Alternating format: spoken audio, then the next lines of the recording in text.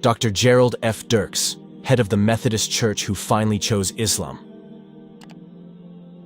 A memory from the beginning of my childhood is hearing the sound of church bells as the call to Mass on Sunday mornings, in a small and remote town where I grew up. The Methodist Church is old, the building is made of wood, equipped with a tower topped by a church bell. It's only 2 blocks from my house. When the church bells rang, our family went to church to attend Mass every Sunday morning. Dr. Jerald F. Dirks recalled his childhood, starting his story before becoming a Muslim. In the 1950s, churches became the center of life for residents in remote towns. From childhood until 8th grade, Dirks regularly attended Bible school, which was held every June for 2 weeks. He also continues to diligently come to church to attend Mass every Sunday morning, followed by Sunday school. Little Dirks collected many pins as a sign of his work every week and received a number of awards for being able to memorize the contents of the Bible. When Dirks was in middle school, the Methodist church in the town where he lived was closed, so he and his family moved to a Methodist church in another nearby town. The church is slightly larger than the church in the city. At that time, Dirks began to feel called to become a pastor and began to focus his attention on serving the church. Dirks, who started as a teenager, was active in the Methodist Youth Fellowship organization, which led him to become one of the conference administrators and district chairman. "I am also a regular lecturer at the annual Youth Sunday event," Dirks said.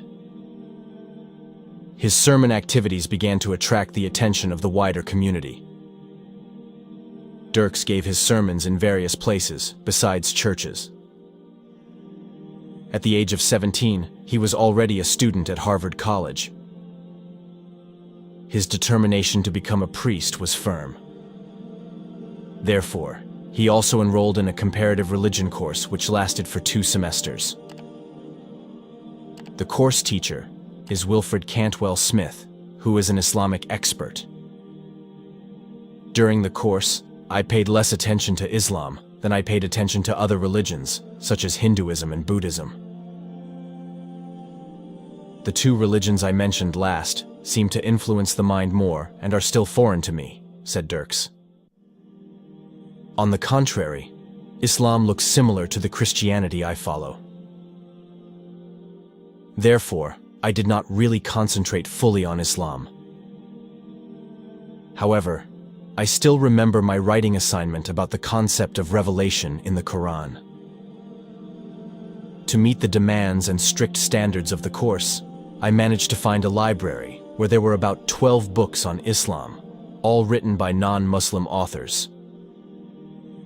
I also found 2 different translations in English regarding the meaning of the Quran, continued Dirks.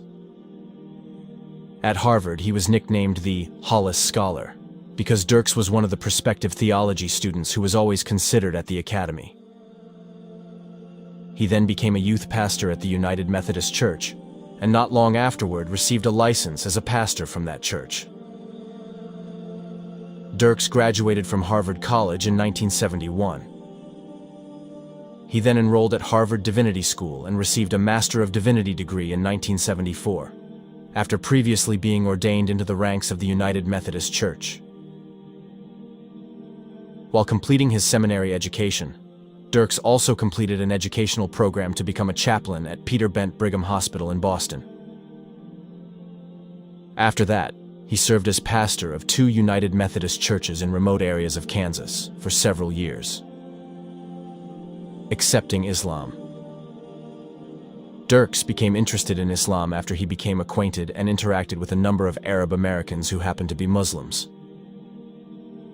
For the purpose of translating Arabic documents, because at that time Dirks and his wife were conducting research on the history of the Arabian horse. His first contact was a Muslim named Jamal one summer in 1991. To help translate Arabic documents, Jamal came to Dirks' house. In the afternoon, when he was going home, Jamal asked permission to use the bathroom at Dirks' house to perform ablution because it was time for prayer. Jamal then took out a sheet of newspaper which he used as a prayer mat. Without me realizing it, at that time Jamal was actually already practicing dawah. He didn't comment on the fact that we were non-Muslims. He didn't lecture anything about his religion to us. He just set an example for us, Dirks said. Almost a year and a half of interacting with Jamal. Jamal never said anything about Islam or asked about Dirks' religion. On the contrary, Dirks started learning from Jamal how he prayed on time, how he behaved in business and socializing, and especially how Jamal interacted with his 2 children. Through Jamal, Dirks began to get to know other Arab Muslim families. Dirks noticed how Muslim families applied ethics, which, according to Dirks, were higher than the ethics applied by American families. After witnessing for himself how Muslim families live, in 1992, Dirks began to ask himself serious questions: where he was and what he was doing. In December 1992, Dirks admitted that he found no conflict between his religious beliefs and Islamic teachings. Dirks felt ready to admit that God is one and recognize the Prophet Muhammad. He put away books about Islam written by non-Muslim authors and started reading translations of the Quran. But he was still hesitant to make a decision. In March 1993, Dirks and his wife vacationed in the Middle East. That time coincided with the month of Ramadan. He and his wife decided to try fasting. Dirks even prayed with Muslim friends he had just met while enjoying the holiday. Finally, upon returning from the Middle East, Dirks and his wife decided to say 2 sentences of the Shahada. After becoming a Muslim, Dirks deepened his knowledge of Islam, among others, at the Imam Muhammad ibn Saud Islamic University in Saudi Arabia in 1998. In 1999, Dirks performed the Umrah and Hajj. Now Dirks, known by the Islamic name Abu Yahya, is a Muslim scholar who has written many articles and books about religion. He also gave lectures on Islam at several universities in the US, and was active in Muslim organizations in the US, such as ISNA, ICNA, and MAS.